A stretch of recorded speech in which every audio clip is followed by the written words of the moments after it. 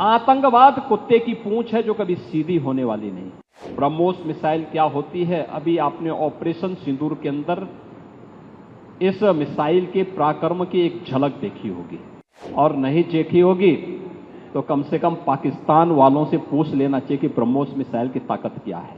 प्रधानमंत्री जी ने घोषणा की है कि कोई भी आतंकी घटना अब युद्ध जैसा होगा।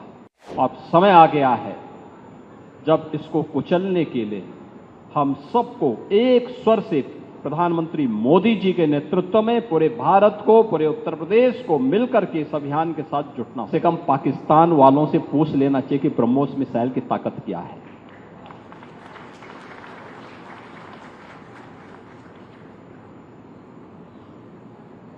आतंकवाद के प्रति प्रधानमंत्री जी ने घोषणा की है कि कोई भी आतंकी घटना अब युद्ध जैसा होगा। और याद करना, आतंकवाद को जब तक हम पूरी तरह कुचलेंगे नहीं, तब तक समस्या का समाधान होगा भी नहीं। अब समय आ गया है जब इसको कुचलने के लिए हम सबको एक स्वर से प्रधानमंत्री मोदी जी के नेतृत्व में पूरे भारत को, पूरे उत्तर प्रदेश को मिलकर के इस अभियान के साथ जुटना होगा। आतंकवाद कुत्ते की पूंछ है जो कभी सीधी होने वाली नहीं, जो प्यार की भाषा मानने वाली नहीं है। उसको उसकी भाषा में जवाब देने के लिए तैयार होगा, और इस दिशा में भारत ने ऑपरेशन सिंदूर के माध्यम से दुनिया को एक संदेश दे दिया है। उत्तर प्रदेश के अंदर जो 6 के 6 नोड डिफेंस मैन्युफैक्चरिंग कॉरिडोर के हमारे विकसित हो रहे हैं, इन 6 के 6 नोड पर हमारा कार्य तेजी के साथ आगे बढ़ रहा है। इससे पहले हम लोगों ने कानपुर में, वहां पर रक्षा सेनाओं के लिए जो गोला बारूद बनता है उसके उत्पादन के एक केंद्र का वहां पे शुभारंभ किया था। बहुत बड़ा केंद्र बना, आप जाएंगे, अत्याधुनिक केंद्र है।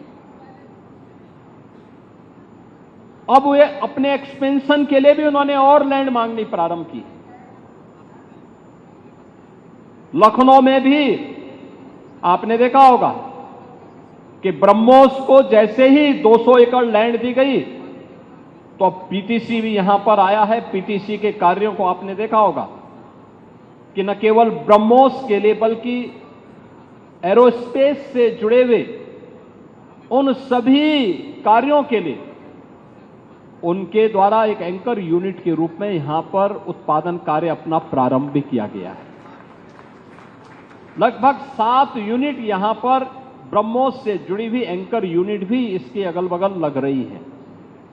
ये चीजें दिखाती हैं कि जो कभी 2013-14 में भारत के अंदर भारत का जो निर्यात था रक्षा उत्पादन के क्षेत्र में, आज हम उससे कई गुना ज्यादा, यानी कई 100 गुना ज्यादा रक्षा उत्पादन निर्यात भी कर रहे हैं, और आत्मनिर्भरता के साथ साथ दुनिया के तमाम अपने मित्र देशों को इसको निर्यात करके उनकी सुरक्षा की आवश्यकताओं की पूर्ति करने का काम भी कर रहे हैं।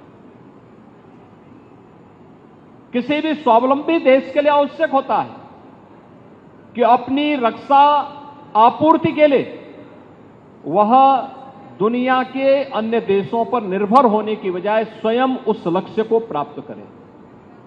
आज पूरी दुनिया के अंदर आप देख रहे होंगे युद्ध अलग अलग क्षेत्रों में हो रहे हैं, अलग अलग क्षेत्रों में हो रहे हैं।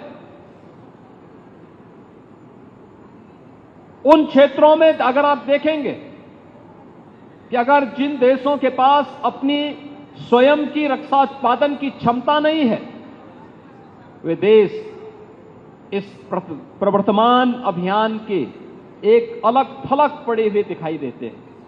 लेकिन जिनके पास अपनी आत्मनिर्भरता है रक्षा उत्पादन के क्षेत्र में, वे दुनिया के अंदर पूरी धमक के साथ आगे बढ़कर के अपने कार्य को आगे बढ़ा रहे हैं।